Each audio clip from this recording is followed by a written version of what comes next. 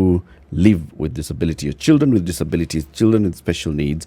Eva Naputuni Nyoike is the founder and director of ACON Special Tutorials and the chairperson of the KPSA Special Education Needs Subcommittee. Good morning, Eva. Morning. Welcome to Kenya's Biggest Conversation. Thank you very much. Hey, hata wewe vile umevale. No wonder our internet is also, yeah. Need to be okay now. Hey. Oh, now this is neutralized cities. So neutralize what's going on here. It flies under now. Chini ya maji. This will neutralize it. Yeah, absolutely. Karibu sana. Asante. Siti, why don't you welcome Eva with the day's proverb? This is our final proverb from the country of the Republic of Guinea. Knowledge is like a garden. If it is not cultivated, it cannot be harvested. Knowledge is like a garden. If it is not cultivated, it cannot be harvested. Deep, isn't it, Eva? Yeah, it's true. What's it's your interpretation of it? You see, a garden, when you have a garden, you have to nurture it. And it's so much in line with what I'm going to talk about today. Thank you so much. So it's in a garden, you can, you have weeds, you have put your seedlings, so you have to nurture it for it to grow. Can I say one for you? Yes, please. Yeah? Knowledge is like a baobab tree. You know a baobab tree? It's huge, isn't it? No one individual can actually reach right around it. What it means, what does that mean, Mr. City? That the baobab tree is big. No, please, go deeper. A little deeper Okay, than but that. your arms can't go around it. Yes, so what do you need to do? Cut it. Wow. I'm being facetious. Get others. If you really want to go around get it. others and lock your hands together, then you'll be able to, yes. Absolutely, well done. That's so beautiful. So profound, thank you. Well, I didn't say burn it, I just said cut it. No, you said cutting. Eva, introduce us to KPSA. What is that? All right, so Kenya Private Schools Association is, I'm sure that's what you were wondering what it is, right? Kenya Private Schools Association, that's an association of Kenya Private Schools directors that we come together and have formed an association that will just enhance and work together for the promotion of providing private education to our learners in Kenya. Yes. That's it, huh? Yes, that's Okay. And then now we have different arms and different subcommittees. So I happen to be the chair of the Special Needs Education Subcommittee. Okay. Yes. Why? Why? Because I have a school called ACON Special Tutorials. That is a school for children with, with disabilities. But right now what we have done is that we have started practicing reverse inclusion. So we've been a school for children with disabilities for the past 30 years. Now in the past, let's say 2-3 years, we now introduced a totally new foreign concept known as reverse inclusion. Shall I say why? Yeah. Yes, And what it is. and what it is, and how it works, and how it doesn't work, and all that. Okay, good. So with reverse inclusion now is, as I said earlier, we've had a program for children with disabilities. And my children are mainly children with intellectual disabilities, neurodiverse children, children who have autism, Down syndrome, cerebral palsy. So neurodiverse means that these are children with diverse, different neuro brain. So a different kind of brain and the way they receive information and process information. So I have been a very strong advocate of inclusive education. So even within my school, we would admit the children, work with them, provide the services they need. Then now, after some time, when we realize that they are ready to be integrated, we now integrate them into a mainstream school. So we had different schools that we work with. And now, according to the child's ability and the child's needs and parents' ability, also financial ability, we would now transit the children into typically mainstream school. We realized that we had a lot of challenges with that because what's going on out there, a lot of schools, we say we are not equipped to deal with children like this. Yeah. Or parents are just not comfortable moving from a special needs school where they're getting all the services into a regular school where now the child is no longer receiving the services that they need. Yeah. So we had a lot of challenges. Teachers were very apprehensive about taking on these children.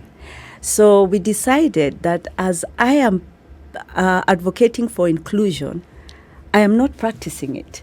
So I decided in the school, let us start the reverse inclusion. So it being a special needs school, let us now open our doors to learners without disabilities. So we did that a couple of years ago. It has been an interesting journey. And we started it by admitting the siblings of the learners who are currently at ACON. They live together at home, right? Mm. So if they live together at home, why can't they go to the same school? Yeah. Okay. Yes. Mhm. And So- was this strictly for the purpose of the later years where now you want to introduce this child with disabilities into mainstream school so that they have had an experience of being with other children who don't have disability? You can look at it that way, but the main goal here is to actually introduce both children, those with disabilities and those without disabilities, to each other. Okay. Because you appreciate that there is no special world out there that the children with disabilities coming from a special needs school will graduate into. They will come into our community. Okay. Yeah. So now once we introduce the children without disabilities to come and learn with children with disabilities, we are preparing both children to be members of this society that embrace diversity. Okay. Yes. Eva, can we take a few steps back here? We look at people living with disability. Now we're looking at children with disability in school. Yeah. You talk about what did you call Diverse. it? Neurodiverse. Neurodiverse. Thank Yeah, you. yeah. You talk about neurodiverse children. So you're talking about intellectual disabilities Yes. here, your autism, Down your cerebral syndrome. palsy, Down syndrome. These cannot be cured. No. This we know. So what does an education then provide for these children? What does being in school provide for these children? Okay. Thank you very much. For them, what we look at first is that, number one, they are children. Yes? First, they're children. What do children need?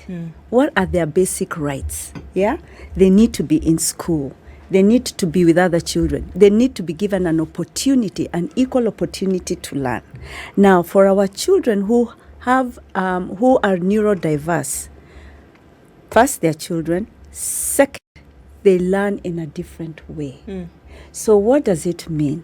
We first need to look at their needs, and their needs will, what do their needs look like? We are looking at their communication needs. We are looking at their academic needs. We are looking at their social needs. We are looking at their independent living needs, skills of living. We are looking at a holistic person. Where is this child when they come in at school? What are they able to do? So you do an assessment. What are this child's needs based on the way they are presenting themselves today? Based on that assessment now, you create an individualized educational plan for them. So this individualized educational plan will look at all these areas. It will look at the cognitive, which is the academics. It will look at the social skills. It will look at the communication skills, the independent skills, the motor skills, and then create a program that now will enhance this child's development, according to their strengths. What are they able to do? What can they do? And then now we come up with a program for them. Yeah. Okay. Do you find that when children come into the system and as they progress, that they cope better because of these things that are offered, these services then that are offered to them? Oh yeah, definitely, definitely, because you're meeting their needs. Right. A child, I will not even call them regular children or typical children, but a child without disabilities has a natural progression of development. and they develop especially in regards to the environment around them. Yeah. So if they're with their peers in school, they will imitate what their peers are doing. Yeah. You know why I asked this question, Eva? Not necessarily because the thing is because there are lots of parents. We cannot ignore that there are lots of parents who have children with disabilities and they keep them at home. Yeah. They do not embrace school for many things, and in some cases can be understood. They are afraid. They do not want their children to be treated differently. They do not want, even though they are different. They don't have access. They don't also have to access. schools. Yes, that they can don't know support that this. children. Or they don't know that your child can actually cope better in this environment if you actually do introduce them to some kind of formal, education. So our first instinct, our parents' first instinct might be, I'm going to keep that child at home.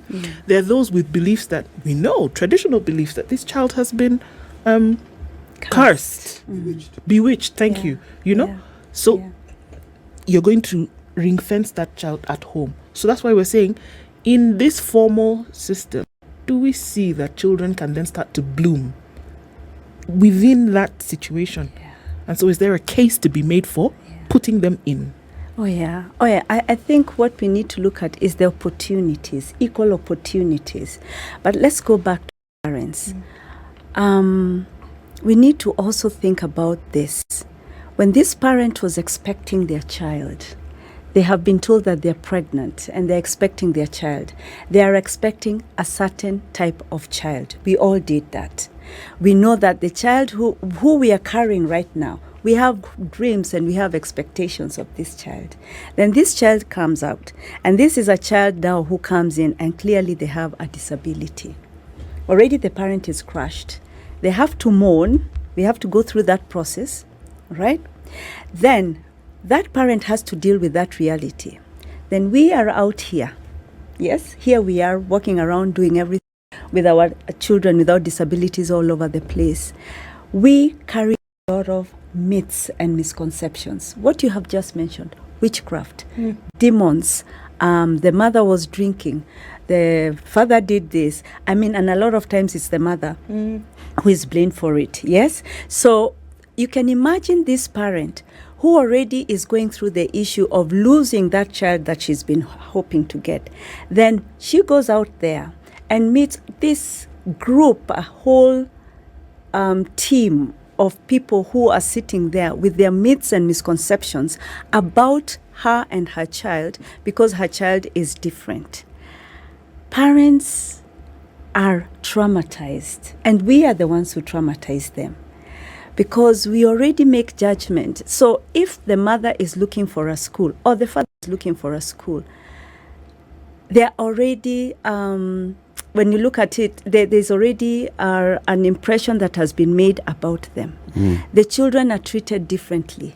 The children, if they're in a situation where, in an environment where people don't understand them, they will be ridiculed, they'll be teased, they will make fun of the children. So what would you do as a parent? You will embrace your child and you'll take your child back home. So as a society, we are the ones who need now to embrace diversity and be able to embrace these children and know that they are capable of doing so much more. When these children are given an opportunity, equal opportunity to education and to even activities that will enhance their gifts and their talents, they are able to demonstrate so much more. But without the opportunity, how do we know what they know? How do you know what they can do? Sounds like there's a need for awareness. Absolutely. Right?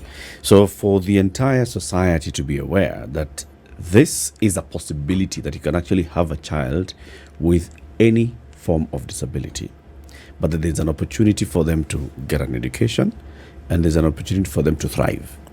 Now, case studies are the ones which would be very important. ACON has been in operation for what you've just said, 30 years? 33 years. 33 years, all right? How about using some of those as ambassadors so that they come back to the community and we see that this is what has happened? Parents so-and-so took their child, ACON took them, and then they were reintegrated into the other formal schools, and this is what happened. And they've been able to thrive so that people can just start normalizing. When you talk about inclusivity, inclusivity starts with awareness, so that then you can include these previously excluded Yeah. members of our society. Yeah. Latif, you know what we do in ACON when parents come to see us? And you know, a lot of times when they come, they're really broken. Yep. It doesn't matter how much I speak to them. I can speak to them until I'm blue in their face. But the best way to get them to embrace what's going on is to actually send them to another parent. Or even give them a number of one of our ACON alumni who's doing so well. So we have them all over the country. Yeah, they're working in different places. They've created their own organizations, their own associations. Those are the people who now advocate for their children, for children to go to school. Even if they came when ACON was a special needs school, but they are now our advocates for inclusion. You said about creating awareness. Yes, that's one of our mandates. We need to create awareness. And one of the things we are doing right now is having we have different functions and sessions and just sensitizing the community. And right now, actually, and I thank God that I was able to come in today, we are having the Ubuntu. We're calling it Ubuntu. Second, Special Needs and Inclusive Education Conference. So we have that. We had the first one last year at the Kenya Institute of Special Education, and we are having the second one this year. The first one was very successful, and now we are having the second one this year. And that's another way of creating awareness. Yeah, our goal this year. Who attends these conferences? Who attends the conferences? The last year's theme was targeting the community, because we needed to demystify disabilities from the community level. So we had the community leaders, and we had the CHVs, we had caregivers, we had parents, we had teachers, we had the Ministry of Education, the Ministry of Health. We had really policymakers coming in there. And the idea was to have panel discussions where we are listening to the voices of the parents, the voices of the persons themselves with disabilities, the persons of the teachers who are frustrated when they're dealing with the children and they're not equipped with skills to work with these children. So last year we worked on the community. So demystifying the religious organizations. Because if you think about, if you go to church, how many children with disabilities do you see in church? If you go out to the mall, how many children with disabilities do you see out there? How many children with disabilities do you see on your day-to-day movement? Yeah. So we created that forum. So this year what we are doing is we are looking at the early years. Can you imagine if a child is blind today and they reach school-going age, they probably live in let's say in Kajiado, they will be shipped to a school for the blind. Yep. Right? And this is a child who is 6 years old. So what we are saying as in the Ubuntu conference, Ubuntu is the African philosophy of I am who I am because we are, isn't it? It's the philosophy that embraces everybody. So with the Ubuntu philosophy, what we are saying is that this child should not be shipped away from the family. This child should go to the nearest school, ECD school, that is available to them. Right? Yeah. How do we do that then? Is to retool the ECD teachers at a community level to be able now to embrace these children and have them included within their ECD program. So we are looking at early years. Who's to do that? Who's to do that? You and I. How? By creating that awareness. All right? The modalities of doing that, attending a conference like the Ubuntu conference, getting some skills, and working with the community, the county government, yeah? Because ECD is devolved. That is their docket. That is their mandate. So they need to equip the ECD teachers so that the ECD teachers can be able to include these children in their schools. Why July for the conference? Or are we going on to a break? Let's take a break. Let's take a break. And then we come back.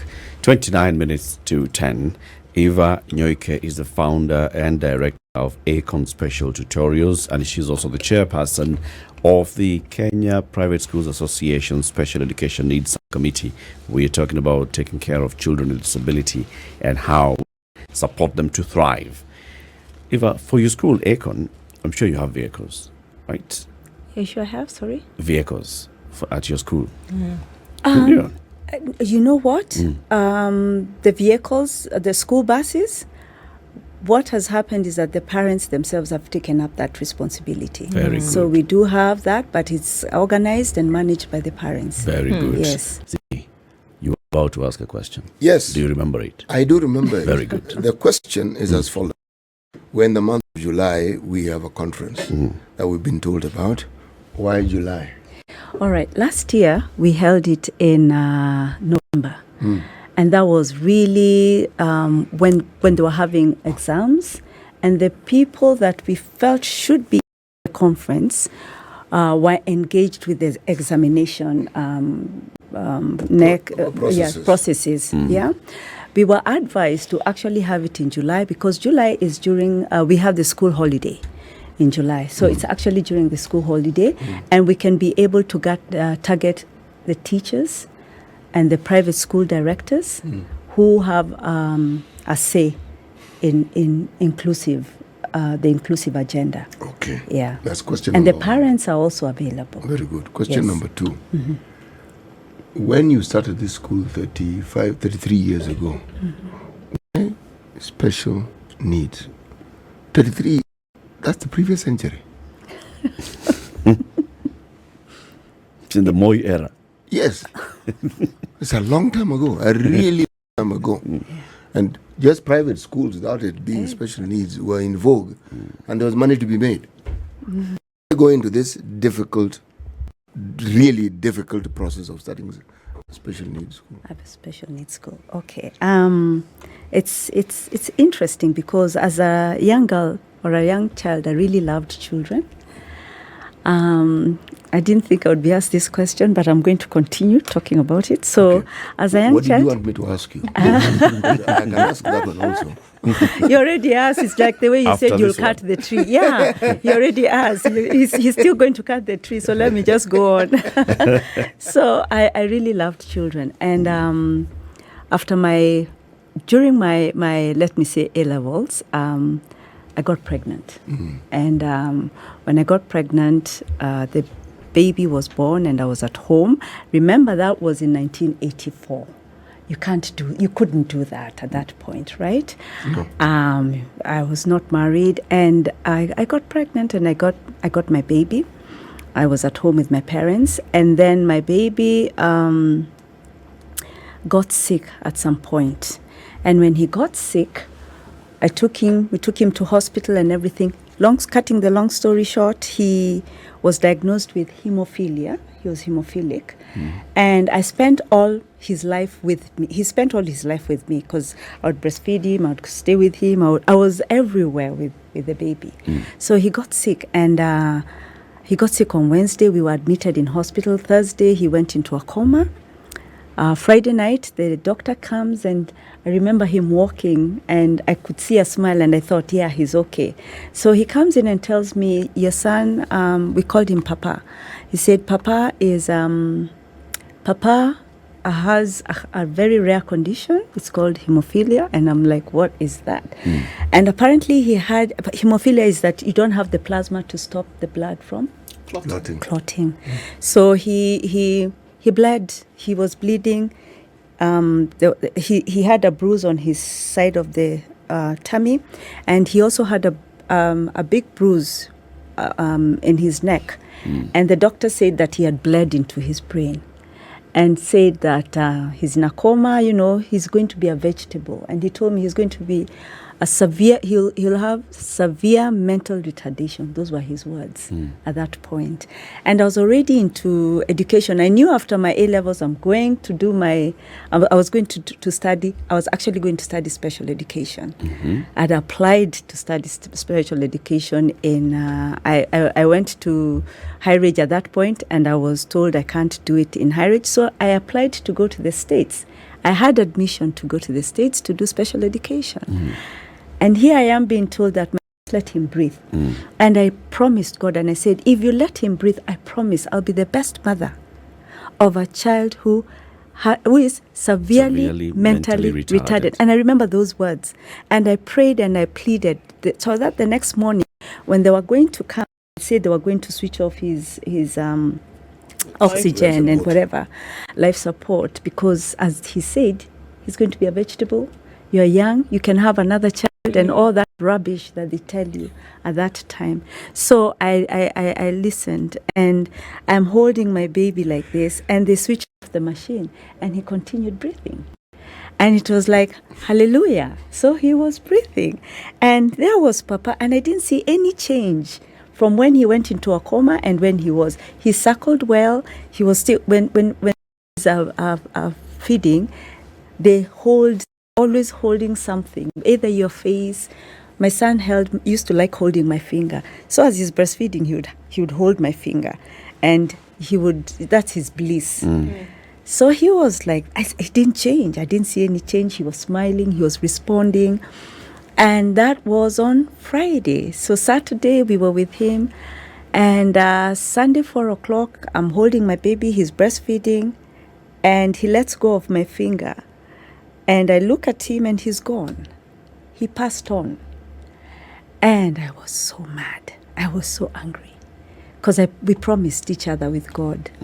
And he went. After that, I proceeded to go to the States, and I did my special education, and I came back to Kenya. TSC refused to employ me because I had my degree. At that point, it was diploma. They said there's no job grade for me. All those, degree holder. Again, a lot of issues. So I went, and that's how I started my school. And when I started ACON, when I had my last interview with TSC, and they said I'm too young to teach at Kise. I was only 20. I was 24, and they said you're too young to teach at Kise. You're teaching your fathers and your mothers rubbish. So I went and I started a school. I just put an ad in the papers, and I said special education teacher looking for a job. And I was living at my folks' place. The phone did not stop ringing. That's how the school started. But along the line, as I worked with the children, parents would bring their children, and I worked with them and everything. I still did not join the dots with Papa until when I joined those dots. And I realized what God really wanted was not for me to be a mother only. I am supposed to be the best service provider for any parent that has that child that people call vegetables, because my school is filled with really beautiful, very diverse children, children who a lot of schools will not receive or admit. So I think that is where that came in, because where will they go? This is me walking with my son. If I was told he's going to be severely mentally retarded, he's on my back. I have strapped him, looking for a place where he will be accepted and loved unconditionally, where the parents will be able to come in and comfortably sit there and know I'm in the right place. Yeah? So for me, that has been my purpose, to create that environment where these children come and they are loved unconditionally. Whether they will respond as you smile at them, or whether they will respond to their names, or they will move, they are loved. Whether they are drooling and they have mucus all over the place, or they have peed on themselves, they cannot go to the toilet, they are loved unconditionally. Where is the school? It's in Dagoretti, Mohori Road. It's called Mohori Road, Dagoretti. Okay, now it's the road between Wayakiwe and Kikuyu Road. Yeah? Okay. So there's a windy road in there. It's called Mohori Road. Right. That's where we are. So that is my why. And at that time, a private school, I think I was the second private school in the country to have to do special education. I was asked by so many people, why are you going to America to spend your parents' money to do a course that will not give you money? But it's not about money. It's about your purpose and your reason. Yeah? And that's now through this conference, I keep going back. We want to create that awareness and let people know that these children are able and they're capable. They just need to be given an opportunity to be able to express themselves and to see what they can do. But for us to do that, we need to change the mindset. We need to talk to the teachers.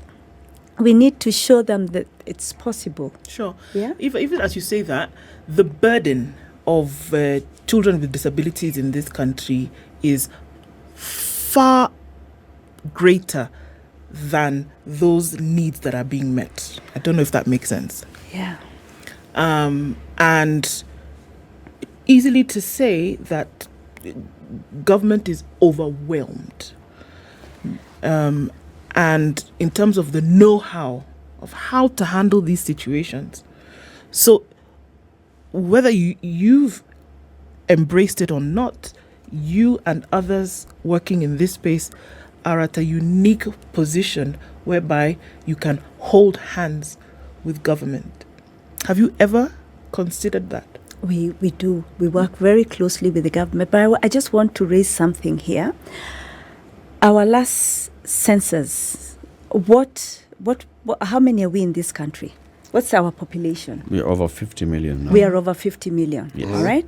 Now, according to the World Health Organization and UNESCO, 15% of a population has disability. Yep.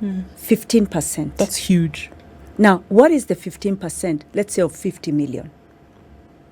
About Let's do math here. a quick one. almost 10 million. 7.5. It's about 7, yeah. let's say even 7 million. Yeah. So what we're talking about is that 7 million people in this country have disabilities. Yep. Okay? Now, when we look at that 7 million, we are told that 2/3 of that 7 million are children between 0 and 18. Okay. Right. Can we work out that? 5 million. 5 million. Now, when we look at our statistics in Kenya, our last census indicated that we have about less than 1 million persons. That With means disability. adults And and children. children with disabilities. My question is, where are those other people? Why were they not counted? Yes, we need to find out why were they not counted. Are we not equipped to be able to count and identify these people? And the bottom line here is budget, money. We in the area of disabilities cannot speak when we don't have figures. Yep. And there is a deliberate effort, and I can say that for free, to ensure we don't have those figures. Yeah? If we needed and we were serious about it, our census, the questionnaires would have been very specific as to how do we collect the data of these children and persons with disabilities, if at all we can even get to where they are. Are you saying that there's a silence conspiracy? I can say that, and not even silence. It's very loud. It is very loud. Because where are these numbers? Why is Kenya different? Why is Kenya different that we don't, That we only million. our percentage is 3.5. That was what was indicated in the last census. 3.5 out of 15. Why are we so, we are so special. We are so blessed that we don't have, our numbers are not that high. That's a myth. That is not a fact. We have numbers, but because we are not being able to collect the correct data, we are not able to go to the government. The government does not have resources to be able to even equip their teachers to be able to provide effective and appropriate services for our children with disabilities. We don't have resources. We don't have the infrastructure. Yeah, it is expensive, and it's all because of numbers. We don't have the numbers. Okay, let's start with the numbers that you could get. Yes. All right? So, as Kenya Private Schools Association, the number of private schools that are taking care of children with any form of disability, I'm sure you would be able to have access to the numbers. What numbers are we dealing with? Children with disability in private schools in the country. Okay. I can say for a fact that when we talk about private, what's the first thing that comes to mind? Costs. Cost. What else? Business. Yep. All right. Now, we've had private schools who are willing to take children with disability, to include them in their schools. What's the first thing that we need to think about? The community. What do the other parents go out there and say? My child is learning with a child who is doing like this, so my child is copying the behavior. We are actually having a lot of challenges. But I'm very happy to say that as the chair of the SNE subcommittee, we have really been advocating to the private school directors to not just look at it as a business. Yeah? Let us include these children. We have let's say, I think our membership of Kenya private schools is probably, let's say, 4,500 private schools. Out of that, in the past 1 year, or let's say 2 years, I can comfortably say at least 500 schools are now beginning to practice inclusive education. Okay. Yeah. It is also a very small number. So do you have the figure of the children with disability in the private schools? No, I will not say that I have that figure. It's something that we are collecting right now because it's a new concept. We wish to be able to do a at the end of the year. How many are in the public schools? How many in the public school? Okay, that is something that has been out there. 1999, there were 22,000 children. 2003, we had 26,885. It increased. 2008, it's gone up to 45,000 children. So in the public schools, it is gradually increasing. Are we increasing the number of schools? No, we are The not same. increasing the number of schools. We are increasing the number of children Going with to the same disabilities schools. going to the same schools. Our country our education system has units, and it has integrated schools. So we have, and then we also have special schools. So for the public special schools, we have about 751 special schools. Yeah, and this is just purely special schools. Yeah. Integrated schools, we have about 2,700 integrated schools. So the schools are there. But the question is, compared to the number of children with disabilities, are they enough to cater for them? And how far from communities are they? Exactly. Because if you think about a school for the blind, Yes. how many schools for the blind do you have in a sub-county? Okay, you see, that's the thing. So you start now thinking, bringing back the conversation to what you were saying, Yeah. how about we start thinking of actually integrating them more and more to the schools that are closer to them? I think we need to have a second part of this conversation soon. Yes. Right? Thank you very much for joining us, Eva. How do people get in touch with you if somebody would like to get in touch with ACON?